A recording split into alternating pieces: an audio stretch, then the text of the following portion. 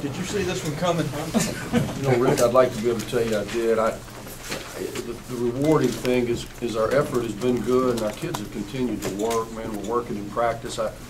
We've set goals that we hope are attainable in starting league play. We hope to, from our first game in league play, which was at Florida, to our last game, which is Mississippi State here, we wanted to be the most improved team in the league. That was our goal. And kids that work hard and don't get results, it's very damaging to them, to their psyche, especially young kids who are not quite as resilient as your older kids. So tonight's win was huge. The effort was outstanding. I just thought our kids refused to lose. I thought they made the plays that we needed to make. We knew Kentucky was going to make runs at us. You know, we're down 2 at the half, and yet Meeks doesn't have a field goal. We knew he was going to make a shot, and we came out of the gate in the second half for the first time in a couple of games with the right approach, and we're able to get a little separation. Talk about Tarico and when you knew he might play, things like that. You know what he has, Jeff, you and I might be out 2 months. He was out a few hours. He heals a little differently than we do, I think. He had a bone bruise, and they said, you know, 48 to 72 hours, and the pain will kind of subside. It was a pain issue. I wanted to make sure there was nothing that we were going to do that we're going to risk injuring him further. He came to shoot around today. It's the first time he's done anything and felt pretty good.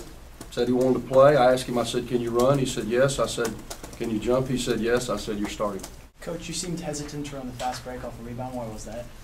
Well, we're trying to control possessions as best we can. With some other situations, we would obviously have pushed a lot more because we're more comfortable with our decision making at the end of the break. If you've been to a couple of our practices, you wouldn't have asked that question. Our decision making at the end of the break is still, it leaves a little to be desired.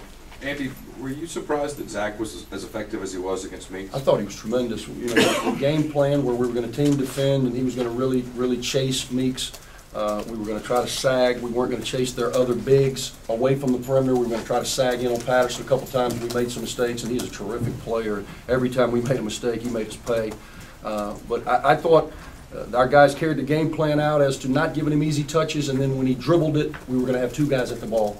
Our hope was that they would go 7 for 28 from 3, and that's what they did. That's our best defense, Rick. When they shoot it, I clench my jaw real quick, real tight, and hope they miss it. And real quick, Malcolm White, 20 points, 6 rebounds. Yeah, where's that guy been? Yeah. You know, he's the guy that we need him to be tonight. You know, again, it's easy as a coach sometimes to you want to infuse confidence in the players, but it doesn't work that way. They have to feel good about their performance, and I know Mac was tremendous tonight. Played 36 minutes, stayed out of foul trouble, was flying all over. Hopefully this is the impetus that he needs to be the player that we need him to be. What can a win like this do, hopefully? You know, it's just a win, but it's great for the psyche of this group. It shows, again, if we take the right approach, we can be successful.